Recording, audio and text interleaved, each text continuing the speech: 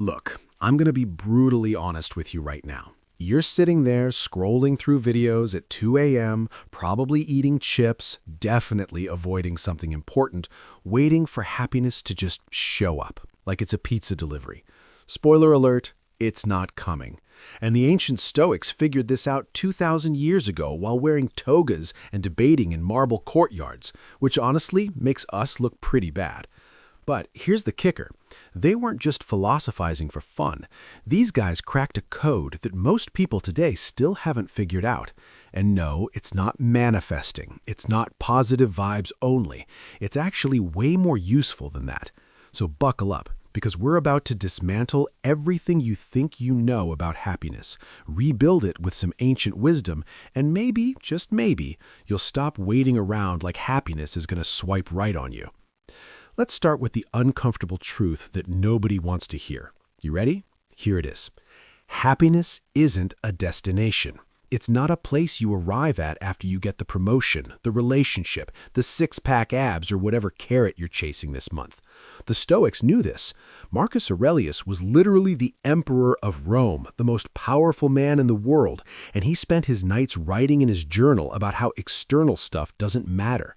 Think about that. The guy had everything, and he's there with his candlelight being like, none of this is the point. And before you roll your eyes and go, oh great, another privileged dude telling me money doesn't matter, hold on, he's not saying don't pursue things. He's saying stop betting your entire emotional well-being on outcomes you can't control. Because that's the trap, isn't it? We're all out here playing this game where we think, I'll be happy when, fill in the blank. I'll be happy when I get promoted, when I lose weight, when they text me back, when Mercury stops being in retrograde or whatever. But here's what actually happens. You get the thing, you feel good for like, what, a week? 2 weeks if you're lucky? Then the high fades, and suddenly you're looking at the next thing. It's called the hedonic treadmill, and you're sprinting on it like a hamster that just had 3 espressos. The Stoics saw through this nonsense immediately. Epictetus, who, by the way, started as a slave, so he's got more credibility on suffering than most of us will ever have, said something that'll blow your mind if you actually think about it. It's not what happens to you, but how you react to it that matters. Sounds simple, right? Almost too simple? But sit with that for a second. He's basically saying your happiness is an inside job. It's not about waiting for the world to hand you the perfect circumstances. It's about how you show up regardless of the circumstances. Now I know what you're thinking. That sounds exhausting. Can't I just wait for things to get better? Sure, you can. People do it all the time. They wait for Monday. They wait for New Year's. They wait for the pandemic to end, the economy to improve, their boss to retire, their ex to realize they made a mistake. They wait and wait and wait. And guess what happens? Life keeps happening anyway. Time keeps moving. And they wake up 5 years later wondering why they feel exactly the same. The Stoic method is the opposite of waiting. It's aggressive acceptance paired with intentional action. And before you panic, no, acceptance doesn't mean giving up. It doesn't mean being passive or letting people walk all over you.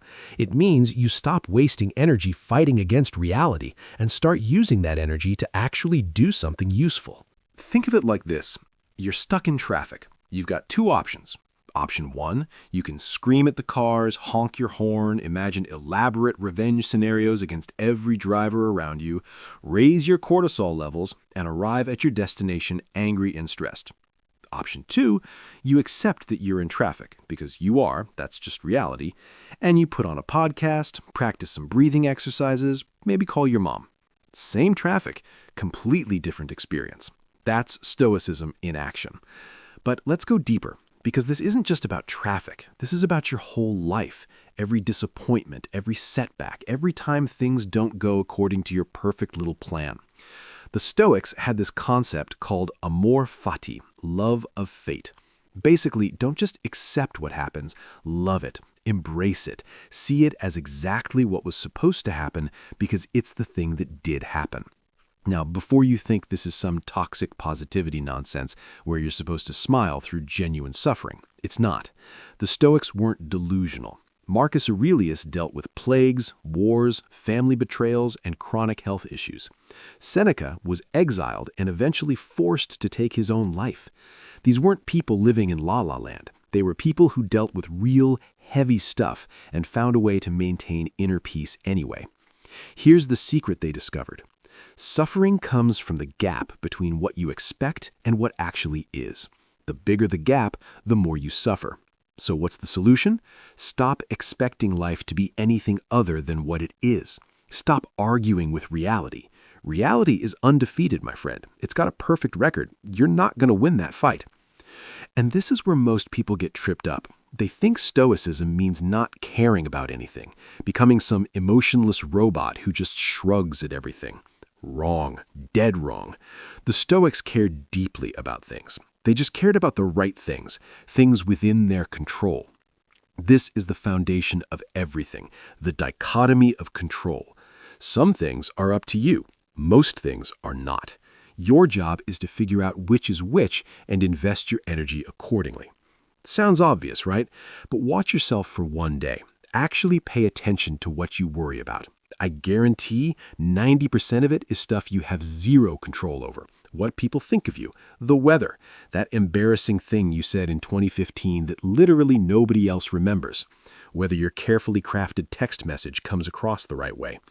You're burning mental energy on things that are completely outside your control, and then you wonder why you're exhausted and unhappy. It's like trying to control the ocean by yelling at the waves. You can do it. It's technically an option. But the ocean doesn't care, and you just look unhinged. The Stoics would tell you to redirect that energy. Focus on what you can actually influence. Your effort, your attitude, your response, your character. These are the things you own completely. Nobody can take them from you. Not your boss, not your ex, not the algorithm that keeps showing you engagement ring ads, even though you're very single. Let me give you a practical example, because philosophy without application is just fancy procrastination. Let's say you're trying to get promoted at work. Normal approach? Stress about whether your boss likes you. Obsess over office politics. Compare yourself to that one coworker who always seems to have it together. Refresh your email 40 times a day hoping for good news. Lose sleep. Develop a caffeine dependency. Maybe start stress eating at your desk. You know, the usual. Stoic approach? Completely different game. You focus exclusively on what you control. Are you doing excellent work? Are you showing up on time? Are you developing your skills? Are you communicating clearly? That's it. That's your job. Whether you actually get promoted depends on budget constraints, company politics, your manager's mood, economic conditions, and about 17 other factors you have zero influence over. So you do your absolute best, and then you let go of the outcome. And here's the beautiful part. You'll probably perform better because you're not drowning in anxiety about things outside your control. You're just executing. Plus, if you don't get promoted, you're not devastated because your self-worth wasn't riding on something you never controlled in the first place. This is what the Stoics mean by freedom. Real freedom isn't having unlimited options or doing whatever you want. It's wanting what you already have and being unmoved by what you don't. It's playing the game without being owned by the scoreboard. Now let's talk about the elephant in the room: pain. Suffering, the genuinely hard stuff that life throws at you. Because it's easy to be philosophical when things are going well, but what about when you lose someone you love? When you get sick? When your plans completely fall apart? What then? Is Stoicism just going to tell you to deal with it and move on? Actually, yeah, kind of, but not in the cold, dismissive way you might think. The Stoics had this practice called negative visualization. Sounds super uplifting, right? Here's what it actually means. Regularly imagine losing the things and people you value. Imagine your phone getting stolen, your relationship ending, your health declining, your career imploding. Before you accuse me of promoting depression, hear me out. This isn't about being pessimistic or manifesting bad things. It's about building resilience and gratitude simultaneously. When you regularly contemplate loss, two things happen. First, you appreciate what you have right now instead of taking it for granted. Second, when bad things eventually do happen, because they will, life's got a 100% guarantee on that, you're not blindsided. You've already processed it mentally. You're prepared. Seneca used to practice poverty one day a month. He'd sleep on the floor, eat simple food, wear basic clothes. Why? So that if he ever lost his wealth, it wouldn't destroy him. He'd already proven to himself he could handle it. That's not pessimism, that's psychological armor. And honestly, we could all use some of that. We live in a world that constantly tells us to avoid discomfort at all costs. Sad, here's a distraction. Anxious, here's another distraction. Uncomfortable, quick, scroll through something mindless until the feeling passes. We've become so fragile that the slightest inconvenience feels like a catastrophe. The Stoics would look at us and be like, "You're upset because your food delivery is 20 minutes late?" Marcus literally watched his children die from plague. Get some perspective. Harsh? Maybe. True? Absolutely. But here's where it gets interesting. The Stoics weren't just about enduring suffering. They were about transmuting it, taking pain and using it as raw material for growth. Every obstacle is an opportunity. Every setback is a setup for a comeback. Every closed door is just redirecting you to the right one. And before you groan at what sounds like Instagram caption philosophy, let me explain why this actually works. When something bad happens, you've got two choices. You can be a victim to circumstances, or you can be a student of them. The victim says, "Why is this happening to me? This is unfair. I don't deserve this." The student says, "What can I learn from this? How can I grow? What's the opportunity hidden in this obstacle?" Same situation, completely different relationship to it. One path leads to resentment and stagnation, the other leads to wisdom and growth. The Stoics chose door number 2 every single time. There's this story about a Stoic philosopher named Agrippinus. Guy gets exiled from Rome, which back then was basically the worst thing that could happen to you. You're losing your home, your status, your community, everything. How does Agrippinus react? He says, "Okay, we'll go eat lunch in exile." That's it. No drama, no woe is me, just immediate acceptance and moving forward. That's the energy we need to cultivate. Not because life won't knock you down, it absolutely will, but because staying down is optional. Getting back up is always a choice, and the Stoics were obsessed with that choice. The choice to respond with virtue regardless of circumstances.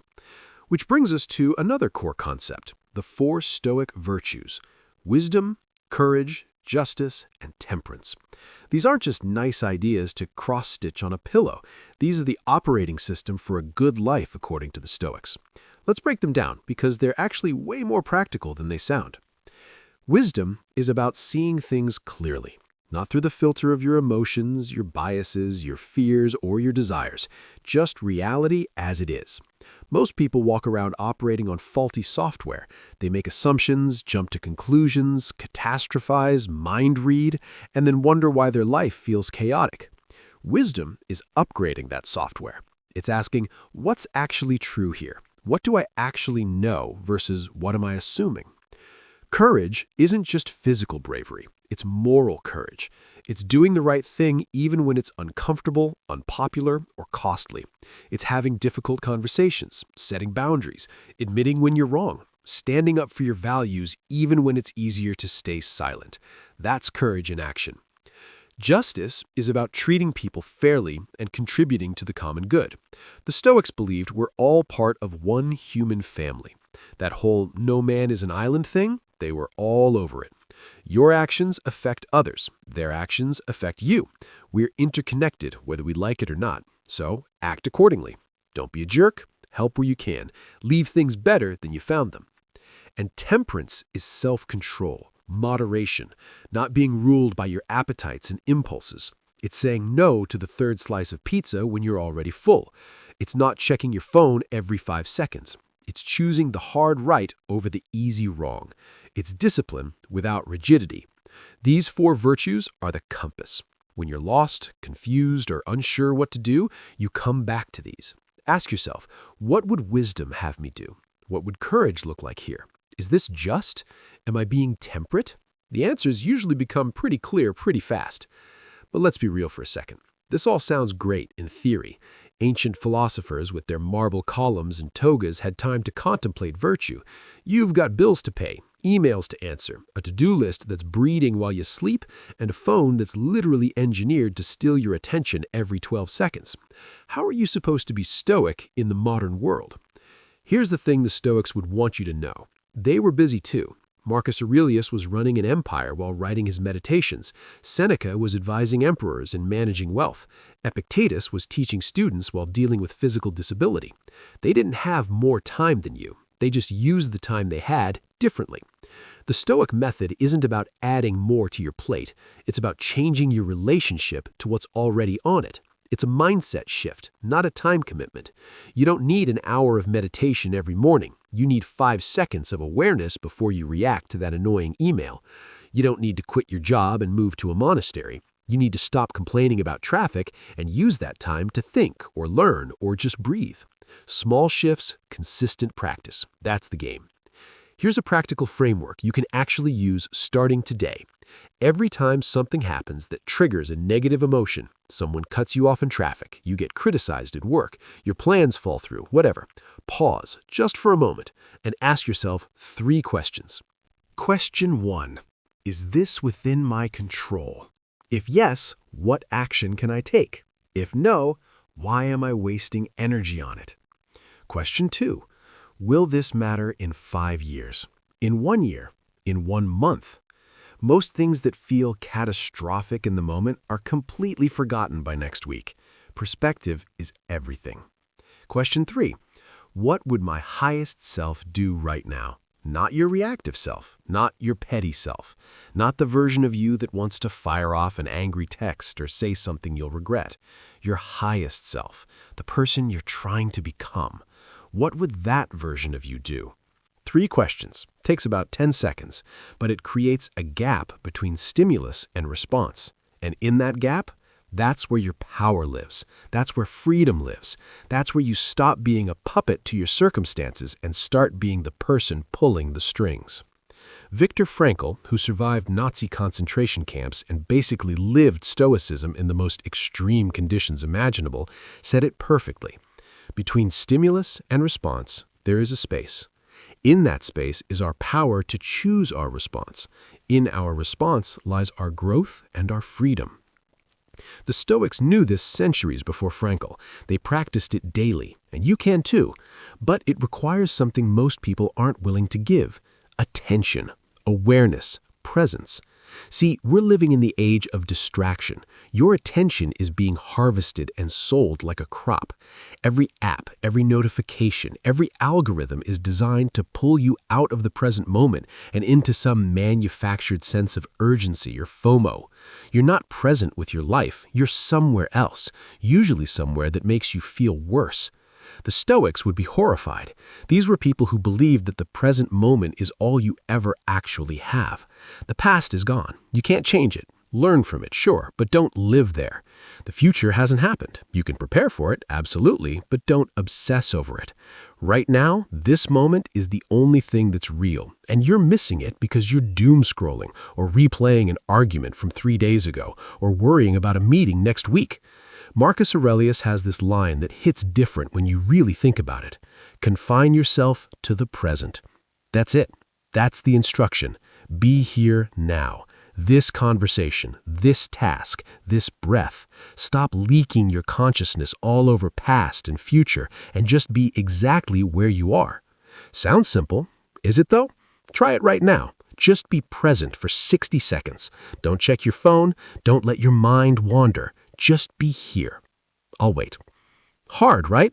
Your brain probably jumped to 17 different things within 10 seconds. That's normal. That's what untrained minds do. But the Stoics trained their minds like athletes train their bodies, through practice, through repetition, through discipline. They had this morning ritual that's actually brilliant. Every morning, they'd contemplate the day ahead. Not with anxiety, with preparation. They'd imagine the challenges they might face, difficult people, setbacks, frustrations, and they'd mentally rehearse their response. Today, I'll encounter rude people, ungrateful people, people who try to provoke me. I won't be surprised by this. I won't let it disturb my peace. I'll remember that they're acting from ignorance, and I'll respond with patience and understanding. It's like a pregame ritual. Athletes visualize success before they perform. Stoics visualize obstacles before they encounter them. So when the difficult person shows up, and they always do, you're not caught off guard. You're like, ah yes, there you are, right on schedule. Let me show you how a Stoic handled this situation. And here's what most people miss about Stoicism. It's not passive. It's not just accepting everything and doing nothing. The Stoics were deeply engaged with life. They held positions of power. They fought battles. They built things. They changed things. But they did it all from a place of inner stability rather than inner chaos. Think of it like this. There's a hurricane happening. You can be the person running around in the storm, getting tossed by every gust of wind. Or you can be the eye of the hurricane, calm, centered, unmoved while the chaos swirls around you. The storm doesn't stop, but you're not controlled by it. That's the Stoic in the modern world. The chaos doesn't stop. The demands don't decrease. The challenges don't go away. But you develop an inner fortress that nothing can penetrate. Marcus called it the inner citadel. A place inside you that remains untouchable regardless of external circumstances. And you build this fortress brick by brick through daily practice, through small decisions, through choosing your response over and over and over until it becomes automatic, through catching yourself when you're about to react poorly and course-correcting, through being honest with yourself about where you're falling short. Actually, let's talk about that for a second. Self-honesty. The Stoics were brutal with themselves, in the best way. Every evening, Seneca would review his day. He'd ask himself, where did I fall short? Where did I act without virtue? Where did I let my emotions control me? What can I do better tomorrow? This isn't self-flagellation. This is self-improvement through radical honesty. Most people lie to themselves constantly. They justify their bad behavior.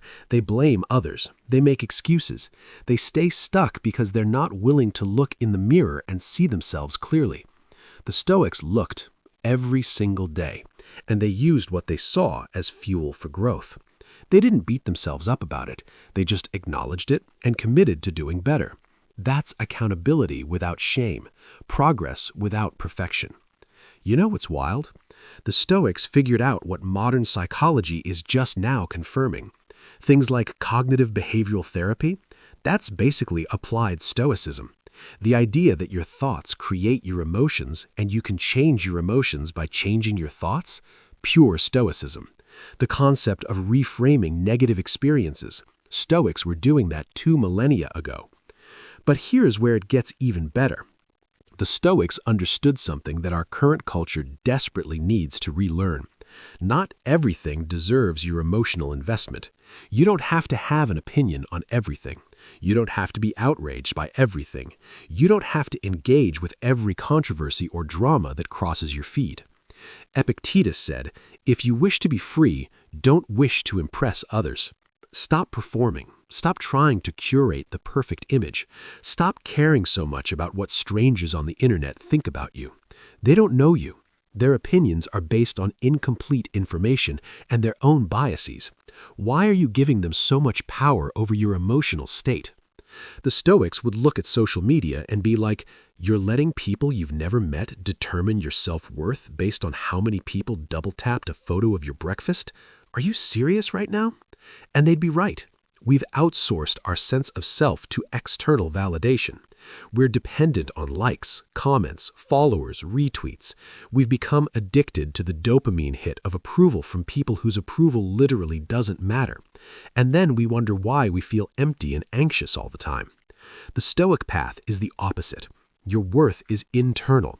It's based on your character, your effort, your virtue, things you control completely. Nobody can take those from you. Nobody can like or unlike them. They're yours. This is revolutionary in a culture that's constantly trying to sell you insecurity so you'll buy solutions. You're not good enough. You need this product, this service, this transformation, this course, this supplement. This thing will finally make you happy. The Stoics are over here like, you already have everything you need. You're already complete. You just forgot. Let me remind you. And that's not toxic positivity or spiritual bypassing. That's recognizing that happiness isn't something you acquire. It's something you uncover by removing the obstacles you've placed in your own way. The comparison, the resentment, the attachment to outcomes, the need for control, the fear of judgment. Strip all that away, and what's left? Peace. Contentment, a quiet confidence that doesn't need external validation. The ability to enjoy what you have instead of constantly chasing what you don't. Here's a practice the Stoics used that'll change your life if you actually do it. Every night before bed, think of 3 things that happened today that you're grateful for. Not big things necessarily, small things. Your coffee was good. Someone smiled at you. The sun was warm. Your favorite song came on. Whatever. Do this every night for 30 days and watch what happens to your brain. You'll start noticing good things throughout the day because you know you'll need to recall them later. You're training your attention to focus on what's working instead of what's broken. You're rewiring your default mode from complaint to appreciation. The Stoics called this premeditatio malorum in reverse. Instead of contemplating what could go wrong, you're acknowledging what went right. Both practices serve the same purpose, keeping you grounded in reality rather than lost in stories. Because that's what most of our suffering is, stories we tell ourselves. Stories about what things mean, stories about what people think, stories about what should happen versus what is happening. We're living in a narrative of our own creation, and that narrative is usually making us miserable. The Stoic move is to question the story. Is it true? Is it helpful? Is it based on facts or assumptions? Can I rewrite this story in a way that serves me better while still being honest? Someone doesn't text you back. Your brain immediately writes a story. They don't like me. I said something wrong. They're avoiding me. I'm unlikable. That's a story. It might be true. It also might be that they're busy, they forgot, their phone died, or literally anything else. You don't know. So why are you torturing yourself with the worst possible interpretation? The Stoic asks, what do I actually know? They didn't text back. That's it. That's the only fact. Everything else is speculation. And speculation that causes suffering is speculation you should probably let go of. This applies to everything. The project that didn't work out, the opportunity you didn't get, the relationship that ended. Your brain wants to make it mean something about you, about your worth, about your future. But what if it doesn't mean anything? What if it's just a thing that happened, an event in time with no cosmic significance? What if you could just let it be what it is without adding layers of meaning that make you miserable? That's liberation right there. That's what the Stoics discovered. You can experience disappointment without making it your identity. You can feel pain without constructing an entire narrative about what it means for your life. You can lose without being a loser. You can fail without being a failure. See, we confuse events with identity. We take temporary circumstances and turn them into permanent labels. I got rejected, therefore I am unlovable. No, you got rejected. That's an event. It happened. It's over. It says nothing about your fundamental worth as a human being. The Stoics would tell you to separate the two. Feel the feeling, process the experience, learn what you can, then move forward without carrying it like baggage. Marcus Aurelius put it perfectly. You have power over your mind, not outside events. Realize this, and you will find strength. That sentence alone could change your entire life if you actually internalized it, not just understood it intellectually, actually absorbed it into your bones until it becomes how you operate. You have power over your mind. Read that again. Your thoughts, your interpretations, your focus, your attitude, that's your domain. That's your kingdom. Everything else, not yours. Never was, never will be. And once you truly get this, once you stop trying to control things that aren't controllable, you'll experience a freedom that most people never find. But, and this is important, freedom doesn't mean comfort. The Stoics weren't promising you an easy life. They were promising you a meaningful one. There's a massive difference.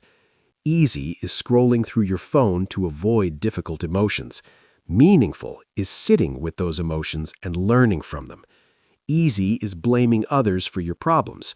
Meaningful is taking responsibility for your response. Easy is waiting for motivation. Meaningful is building discipline. Easy is staying in your comfort zone. Meaningful is growing beyond it. The Stoics chose meaningful every single time, even when it was hard, especially when it was hard, because they understood that ease isn't the goal. Excellence of character is the goal. And you don't build excellent character through comfort. You build it through challenge, adversity, and intentional practice. Think about the strongest people you know, not physically necessarily, mentally, emotionally, the ones who stay calm under pressure, who handle crisis with grace, who bounce back from setbacks, who seem unshakable. Do you think they got that way by avoiding difficulty or by repeatedly facing difficulty and choosing their response? You already know the answer. We all do, but we keep looking for the shortcut, the hack, the secret, the thing that'll make it easy. And I'm here to tell you, as someone channeling ancient wisdom from people who had actual real problems, there is no shortcut. The path is the path. You either walk it or you don't. But here's the good news. Every single step you take on this path makes the next step easier. Every time you pause before reacting, you strengthen that muscle. Every time you choose gratitude over complaint, you rewire that neural pathway. Every time you accept what is instead of arguing with reality, you build that inner fortress a little stronger. It's cumulative. Compound interest for your character, small deposits made consistently over time that add up to massive transformation. You're not going to wake up tomorrow as Marcus Aurelius, but you can wake up tomorrow slightly more stoic than you were today, and the day after that a little more, and the day after that. 6 months from now, you won't even recognize the person you were, not because everything in your life changed, but because you changed. Your relationship to life changed. Your ability to handle whatever comes your way changed, and that changes everything. Let me give you one more framework that the Stoics used religiously. It's called the view from above. Basically, you zoom out, way out. Imagine yourself from space, this planet spinning in an infinite universe. Your problems, your dramas, your worries. From that perspective, how significant are they really? This isn't about minimizing genuine struggles. It's about right-sizing them, about not making molehills into mountains, about remembering that you're part of something vastly larger than your individual concerns. The Stoics did this to maintain perspective, to avoid getting swallowed by the small stuff. Marcus would literally write things like Asia and Europe, corners of the universe, all the sea, a drop in the universe, Mount Athos, a clod of earth in the universe, the present moment, a point in eternity. He was the emperor. He could have thought he was the center of the universe. Instead, he constantly reminded himself that he was just one human living one brief life on one small planet. That perspective didn't make him nihilistic or apathetic. It made him focused. It helped him distinguish between what actually mattered and what was just noise. And in our current moment, when we're drowning in noise, notifications, opinions, controversies, distractions, we desperately need that ability. What actually matters? Your character, your relationships, your contribution, your growth, how you treat people, the effort you give, the love you share, the wisdom you cultivate. That's the stuff that echoes after you're gone. That's the stuff that actually builds a life worth living. Not your follower count, not your job title, not your bank account, not whether you won the argument, not whether you got the credit, not whether people understood you or appreciated you or even liked you. None of that determines your worth or your peace. The Stoics knew this. They lived it. And they're reaching across 2,000 years to tell you, stop waiting. Stop waiting for happiness to arrive. Stop waiting for circumstances to be perfect. Stop waiting for permission. Stop waiting for motivation. Stop waiting for other people to change. Stop waiting for the right moment. This is the moment, right now. This is always the moment. It's the only moment you'll ever have. And what you do with it, how you choose to show up, how you choose to respond, how you choose to be, that's what defines your life. Not what happens to you, what you do with what happens to you. The Stoic method isn't complicated, it's just hard. Hard because it requires you to take full responsibility for your inner life. Hard because it means you can't blame anyone else for how you feel. Hard because it demands constant vigilance and intentional choice. Hard because it's easier to stay stuck than to grow. But you know what's harder? Living your entire life as a passenger, reactive, controlled by circumstances, tossed around by emotions you haven't learned to manage, hoping things will get better while doing nothing different, waiting for happiness that never comes because you're looking for it in all the wrong places. That's harder. That's infinitely harder. It's just harder slowly, so you don't notice until you wake up one day and realize you've wasted years, maybe decades, waiting for a life that you could have been building all along. So here's what I want you to do.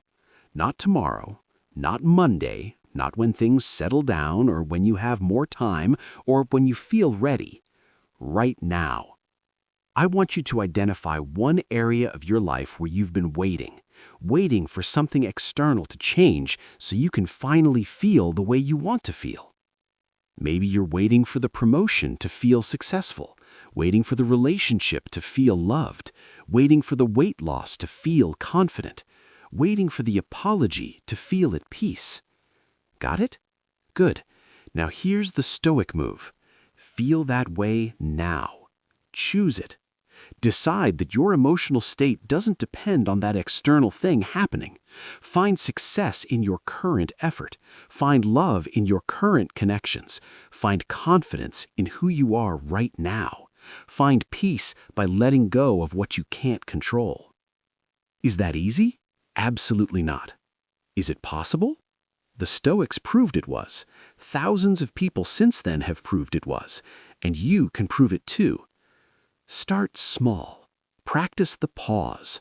Ask the 3 questions. Review your day. Notice what you're grateful for. Separate facts from stories.